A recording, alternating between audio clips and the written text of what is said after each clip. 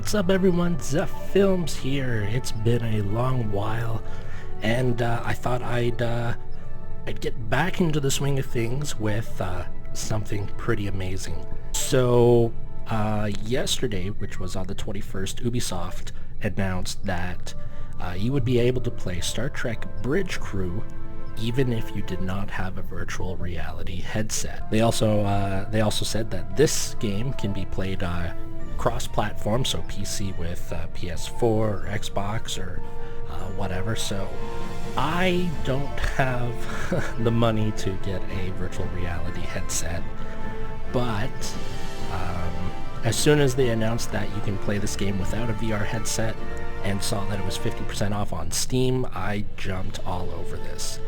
So we are in here now.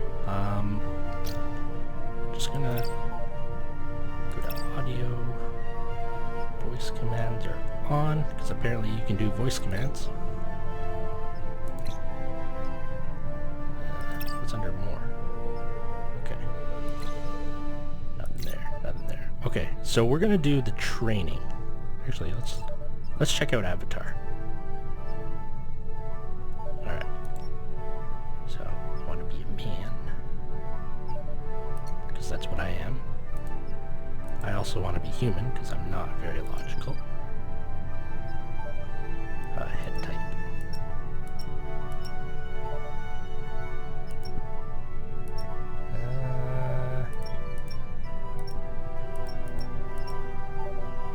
No. Oh. Okay, we're gonna go with 5. Hair type of... Alright, we're sticking with that hair type, I guess. Adjust features. Okay, so I guess that is skin tone. Feature B is, I guess, head size. Feature C. Okay, we're just gonna leave it as is. Oh, not done. This one, hair color. Let's go with brown. That's brown eyes. Okay. Get off of it. Age. Go there. Physique. And we'll leave it there. Oh. Alright, done. Save changes. Alright, I like what's going on here. We're kind of circling this ship right now. Looks like we are in a shuttle. Watson commands now live. Okay. Let's start. So we're going to jump into the training, and I've been wanting to play this game for so long, and was kind of bummed that you needed a VR headset. And they're just, even when they're on sale, they're expensive. Oh. Okay. Welcome to the Starfleet Training Simulator. Our system is currently configured to train command crew of Aegis-class starships. Here you may learn about the roles and responsibilities of each officer on the bridge, and how to operate all of the controls of their command stations. Feel free to experiment and get comfortable with the ship here in the simulator before moving on to the real thing. Alright, so let's take As captain, you are in overall command of the crew. It is your responsibility to communicate with and to coordinate the actions of the other officers on the bridge. You'll receive important updates on mission status, and also have direct control of the main view screen. Okay. The captain's objectives feed contains vital information about your ship's mission. Updates from support crew and Starfleet Command are reflected here, so that you will always know what your crew needs to accomplish. Some objectives also have more detailed information. Sometimes you, as captain, must choose between different ways to complete an objective and direct your crew accordingly. In all cases, your crew depends on you to... Okay. Hail. As captain, you can answer a hail when messages from Starfleet or other ships are received. If the message is accompanied by video, it will be displayed on the main view screen. Answer the incoming hail now. Oh, okay. Aegis, This is Captain Uku of USS Huxley. Our system checks are complete. We're ready to go. We'll stand by and follow you out when you're ready. Oh, I actually need to finish. The captain's objectives feed contains vital information about your ship's mission. Updates from support crew and Starfleet command are reflected here, so that you will always know what your crew needs to accomplish. Some objectives also have more detailed information. Sometimes you, as captain, must choose between different ways to complete an objective and direct your crew accordingly. In all cases, your crew depends on you to keep them informed of their goals. Select the objective for more information. Ah, select objective. Alright. This is an objective for your crew. Touch it for more info. Sometimes you will receive additional information to help with your mission. Keep an eye out for your intel feed, located near your objective readout for tips and hints. Alright. At any time while on the bridge, you can use an external view to see what is going on outside and around the ship. Hold space bar. Oh, yes. Can I WA it? No, I cannot WASD this. Damn it.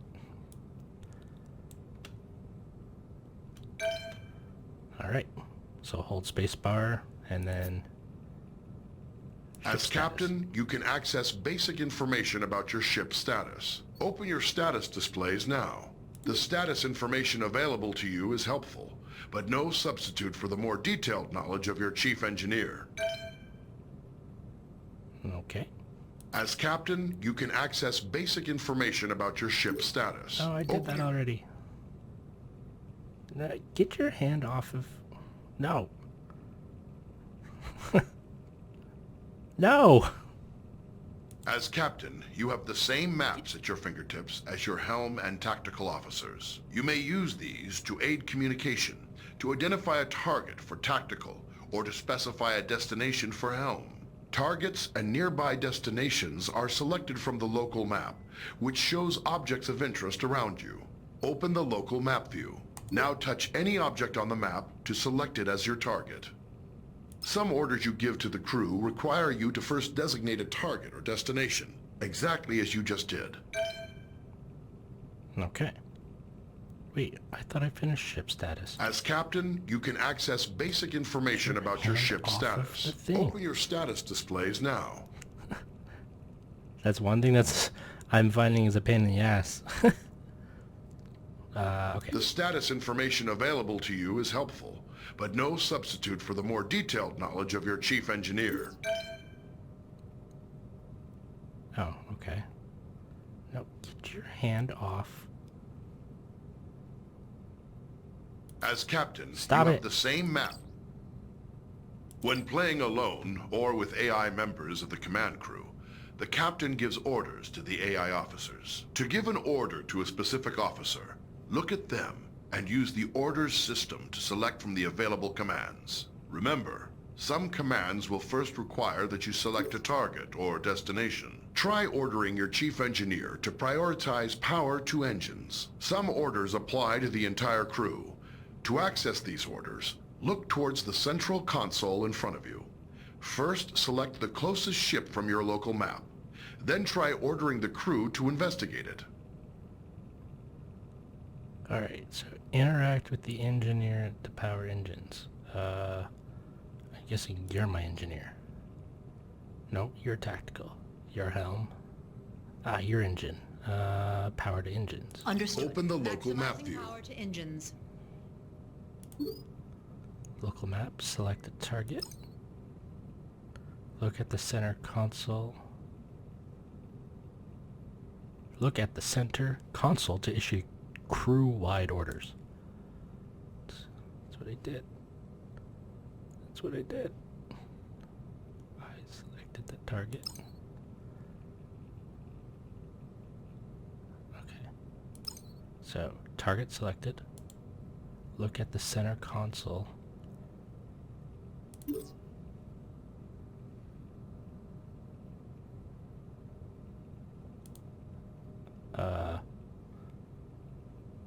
What center console? I'm so confused.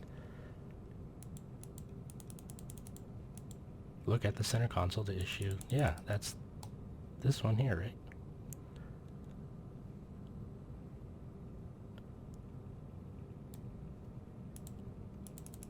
Okay, let's just stop that real quick. When playing alone or with AI members of the command crew, the captain gives orders to the AI officers. To give an order to a specific officer, look at them and use the orders system to select from the available commands. Remember, some commands will first require that you select a target or destination. Try ordering your chief engineer to prioritize power to engines. All right. Some orders apply to the entire crew. To access these orders, look towards the central console in front of you. First, select the closest ship from your local map. Then try ordering the crew to investigate it. Okay, so, you. Aye, aye. Open the Full local power map to view. engines. Powered engines. Local map. Select the target. Look at the center console. Press. So, what I did, I guess. So you have to look at the center console and then press the backspace button, which opens up the crew-wide orders. And we want to analyze target. Staying with them. Targeting. Scanning. If we hold spacebar. Oh yeah. Scan complete.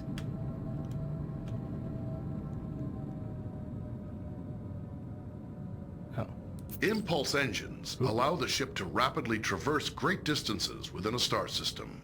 When playing with an AI crew, you will need to choose a destination and give the orders to prepare for and initiate impulse travel. First, choose a destination from your impulse map. You need to select a destination from the impulse map. Okay.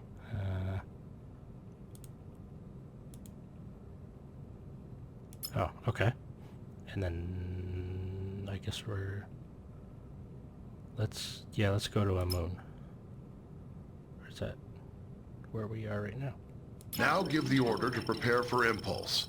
Your chief engineer will give more power to the engines, and your helmsman will lay in a course and align the ship. Prepare. Tell the crew to engage impulse flight. Making ready for impulse.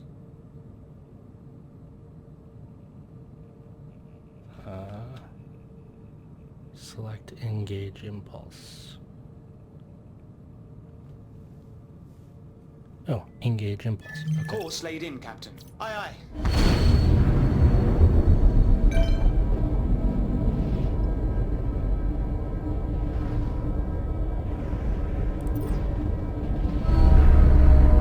There we go. Alright, let's do warp. The ship's warp drive can generate a warp field, distorting space around the Aegis and allowing you to travel to other star systems much faster than the speed of light. When playing with an AI crew, the captain chooses a destination and gives the orders to prepare for and initiate warp travel. Always bear in mind that charging the warp coils consumes most of the ship's power. The Aegis will not be able to maintain a full combat stance during these critical seconds. To go to warp, first choose a destination from your warp map. You need to select a destination from the warp map. So let's go to beta. Now give the order to prepare for warp. Your chief engineer will direct power to the warp coils, and your helmsman will lay in a course and align the ship to the correct heading. Now tell your crew to engage the warp drive. Course plotted. Coils charged. Aye. Warp. Nice. Throttle sensors.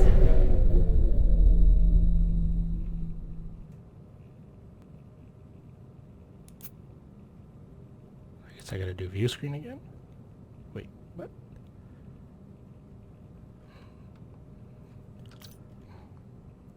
Captains have control of the main view screen. You may choose to display any of several different overlays on the view screen. With information about your ship's system status, try the different views and overlays available. The target and magnify views only work when you are targeting another ship or object. Magnify provides an up-close view of your selected target. Target View provides enhanced situational awareness, showing both your own ship and your target at once. Okay. So I have to go local and select target, then go to view screen, and then magnify.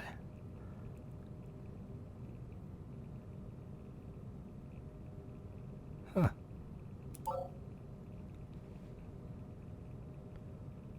What's the other one? Oh, off.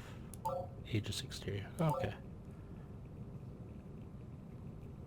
Okay, now I need my take over AI. Sometimes, as captain, you may wish to take temporary control over another command station. This allows you to perform any of the functions of that role, then return to the captain's chair when ready. You cannot, however, take control of a station currently being operated by another player. To take control of another station, look at any of your AI command crew and activate Orders mode. Now choose the Take Over option. You can return to the captain's chair at any time by tapping the Orders mode button again.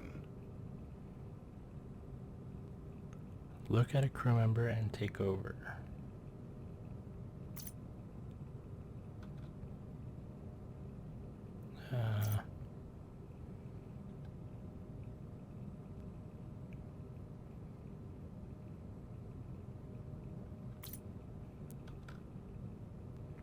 Speed approach, avoid target. Oh, take over. Right there in the middle. Nice. Ooh, so I can fly the ship.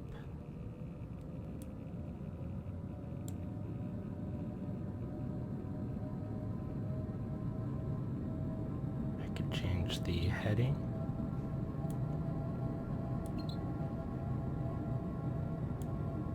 Because I know exactly what I'm doing. Steering.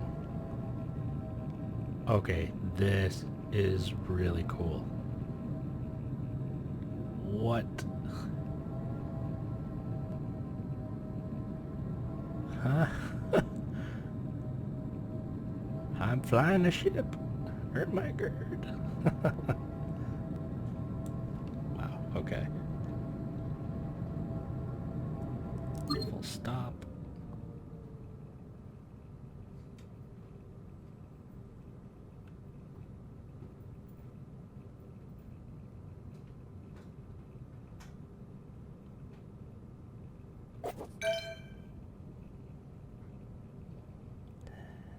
Done.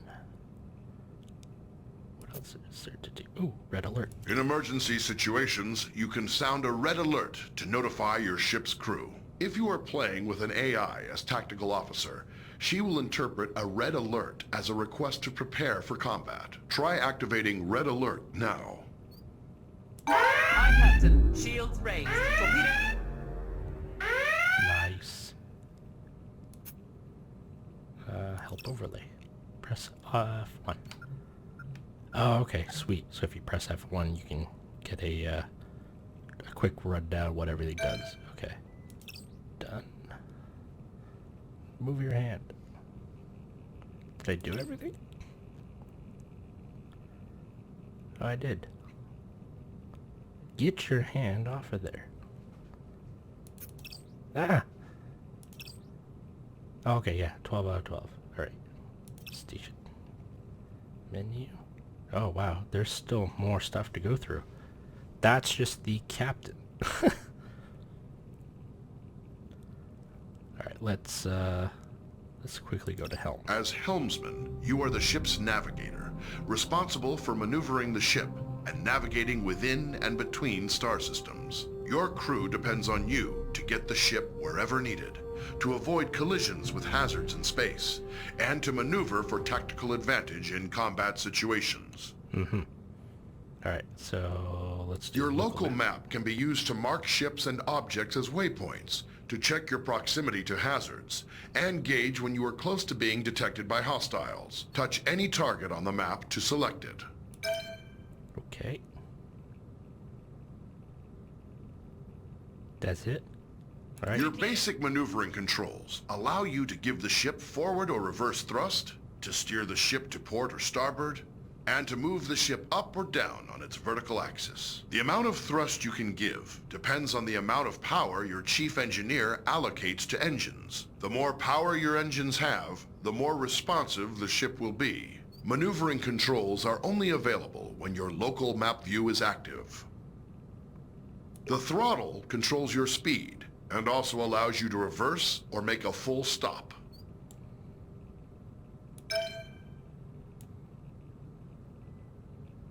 Your ship's impulse drive allows you to travel quickly between planets and other points of interest within a star system. To travel via impulse, you will first need to plot a course by choosing a destination on the impulse map. Once the course is plotted, you will then need to align your ship with the appropriate heading and engage the impulse drive. Be aware, the impulse drive cannot be engaged unless the chief engineer has allocated sufficient power. Switch to your impulse map. Select any point of interest in the star system to plot a course to that destination. Okay. I guess we need to go to enemy zone. Now return to the local view and steer the ship to line up with your plotted course. Okay. So, I guess I need to... Oh, okay, I see. So we gotta bring it about. Grab and push your throttle to engage the impulse drive. The ship's computer will automatically follow the course you plotted. Yep, punch it, shoot. Wait. That was wrong. I apologize.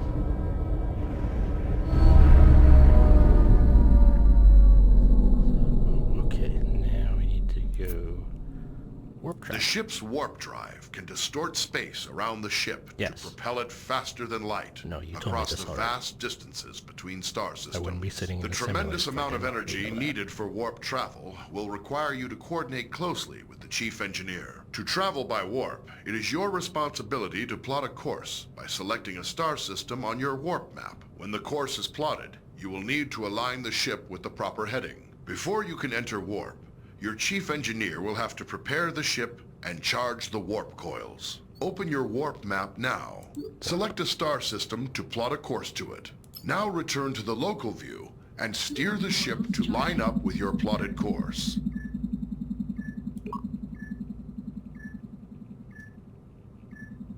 Push your throttle to engage the warp drive. The warp coils can only remain charged for a limited time. The chief engineer will need to prepare the ship for warp again.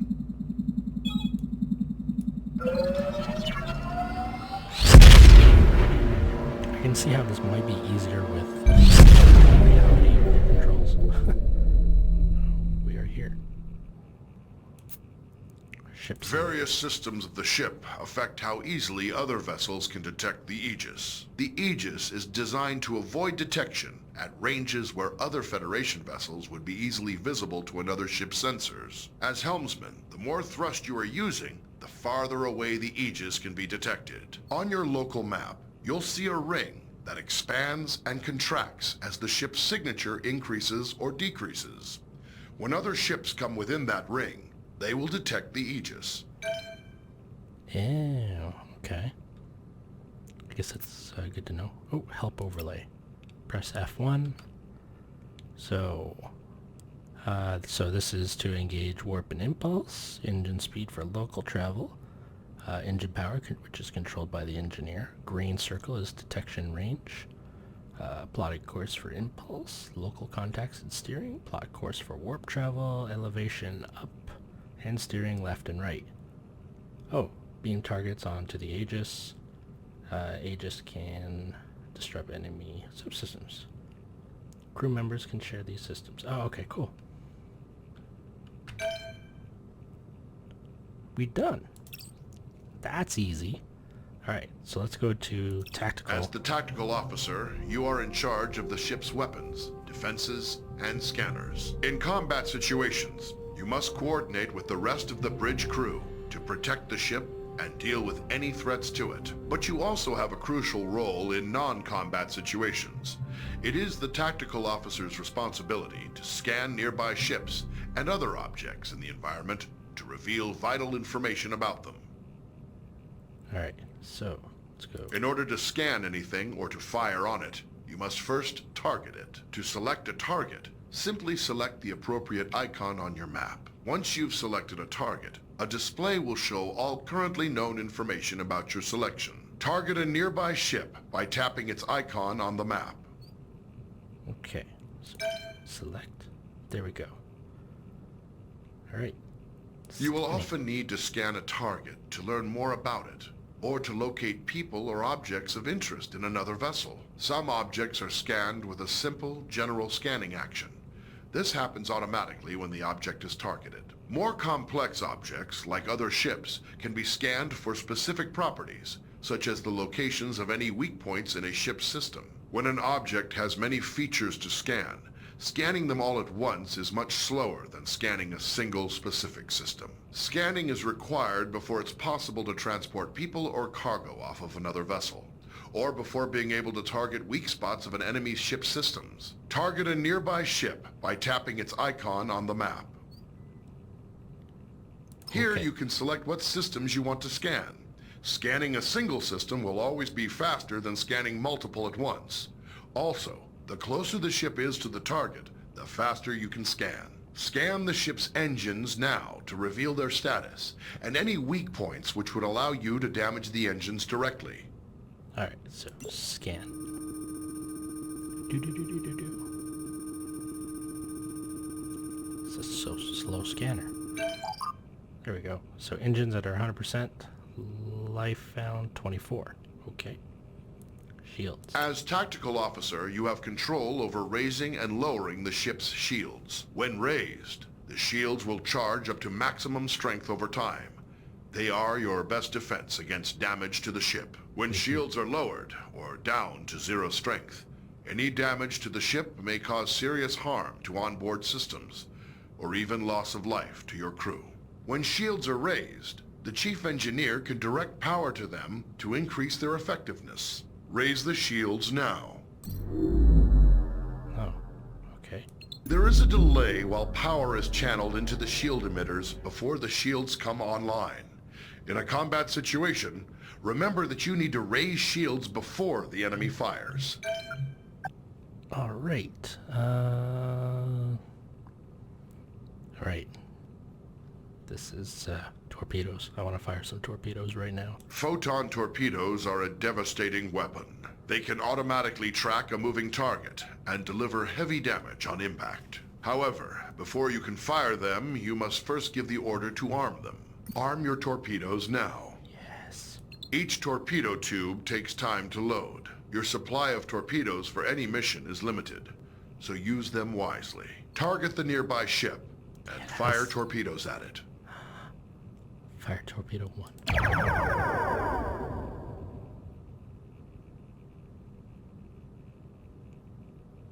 Boom.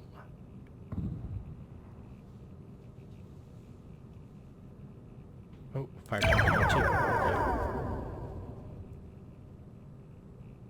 Oh, okay. I can see. So there's a thing around the icon, which is yellow right now.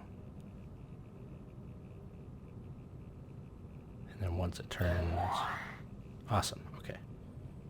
Now let's go down.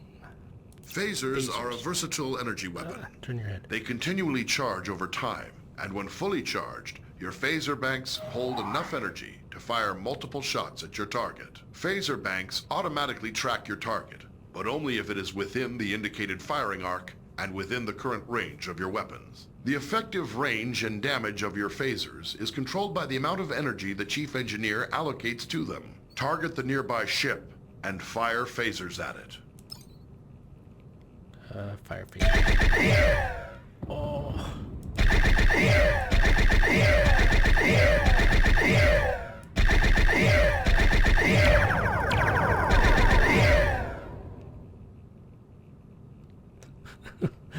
Oh, that's so awesome. Oh. Okay. Targeting subsystems. Phasers can be used to precisely target weak spots of another vessel. To use this ability, you must first scan the desired subsystem of a target, such as its weapons or engines. Once scanned, You must then select that system. As long as a scanned system is selected, phasers will auto-target that system's weak points. To hit a subsystem, the target's shields must be down or inactive.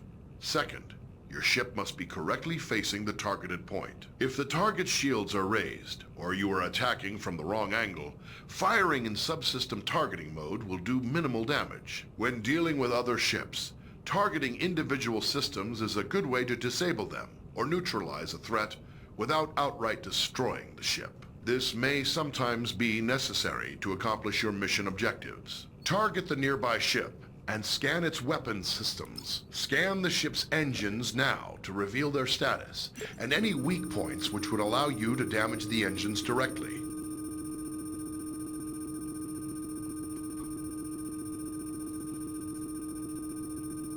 Now select the ship's weapon systems to lock on to their weak points. Your phasers are now in subsystem targeting mode. Fire them for a precision attack. Until the target's shields are down, you will not be able to hit the targeted system.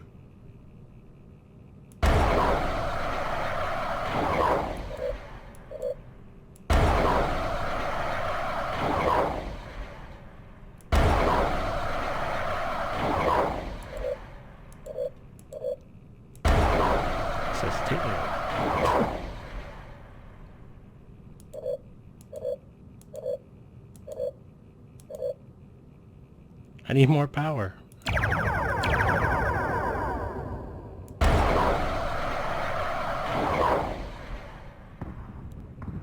There we go. Oh my god, come on. And the shields are down to 4%. Luckily they're not recharging. Probably because this is... Okay, so I probably should have used the torpedoes first. One torpedo. And... boom. Very good. You have damaged the targeted system.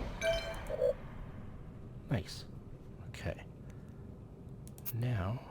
Various systems of the ship affect how easily other vessels can detect the Aegis. The Aegis is designed to avoid detection at ranges where other Federation vessels would be easily visible to another ship's sensors. As tactical officer, arming torpedoes, firing weapons, and activating shields will each make the ship detectable from greater distances. To reduce the ship's signature, disarm torpedoes and lower shields now.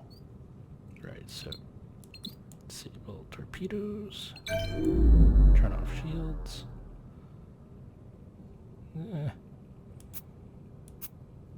The Aegis's prototype remote intrusion system can be used to send encoded signals and disrupt critical systems of other ships. Before it can be used, the tactical officer must scan the target. Once a scanned target is selected, an intrusion into its control systems is attempted via an automated routine.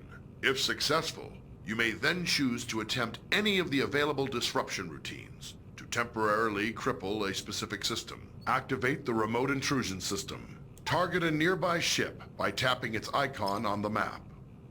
Then scan.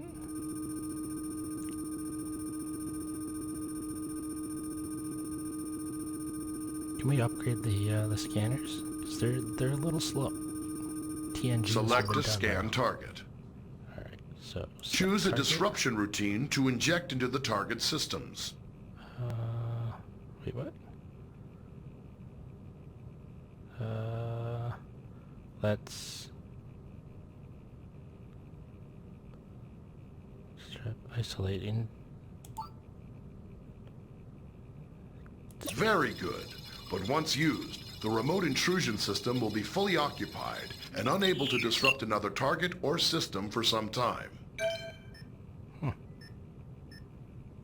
Okay, now let's go down. Ooh, Your ship transport. is equipped with standard transporters for beaming objects or personnel aboard from other vessels or locations. Transporting first requires the tactical officer to scan the target vessel or location. If any mission-critical items or personnel to transport, the target will appear on the transporter interface. It will take time to acquire a lock-on before you can beam, and you must remain in range for the lock to succeed. The transporter cannot penetrate through your ship's own shields or those of another ship, so you must coordinate with Tactical to make sure your shields are down when you need to transport. If you are attempting to beam something from a hostile vessel, your crew will first have to disable its shields. Activate the transporter interface. Target a nearby ship by tapping its icon on the map.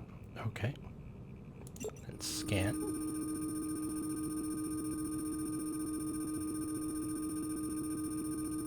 Select the damaged ship from the list of targets. Lock on to the survivors aboard the ship to prepare for transport. To lock on, your ship must be in transport range and unshielded. The target's shield, if any, must also be down. Alright, so they have 0% shields. Alright, so let's just lock.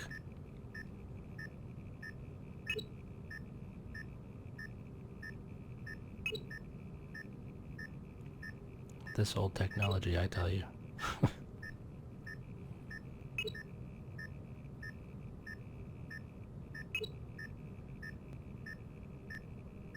You have transporter lock on the survivors. Give the order to energize. The survivors are now safely aboard the Aegis, but you can only transport 6 at a time. Anytime there are more than 6 targets to transport from a single vessel, you will need to perform multiple transport cycles. Wow. Yeah. And help overlay, F1. Alright. Oh, okay. This is map zoom level. Okay, cool. And good enough. Alright, so 10 out of 10 done. 10 out of 10 done there. Let's check out the As engineer. Chief Engineer, you support all other members of the bridge crew by keeping the Aegis operating in top condition. You monitor vital status information about the ship's systems, allocate power needed for maneuvering and combat, and manage the ship's power grid to compensate for damage or boost its capabilities. You also manage the ship's repair teams and keep an eye on how visible the Aegis is to other ships in the area. There we go. Okay, so Your system's display gives vital information about the status of the ship's various systems at all times. When your ship is suffering from negative effects, this panel provides information about the source and severity of the effect. As Chief Engineer, you have more detail about your ship's status than any other member of the crew. Activate your system's display now. Oh, that's cool.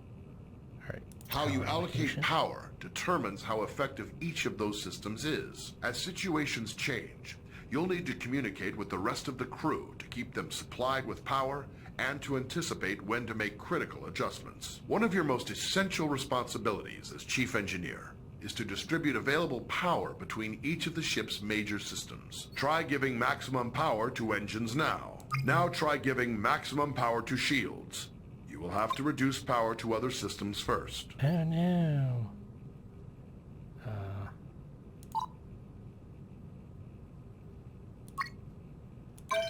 There we go.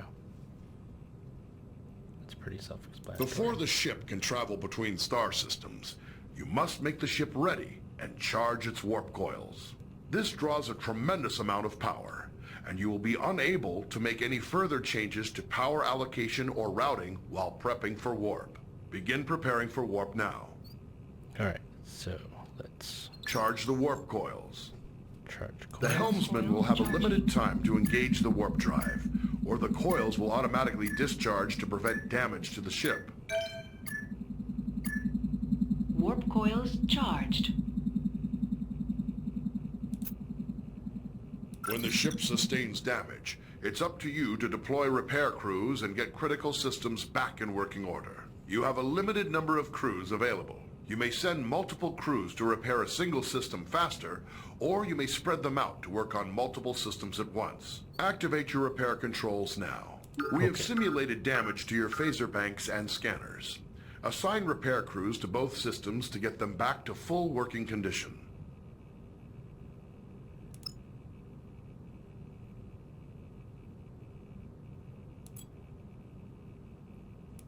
Oh, I see. Okay.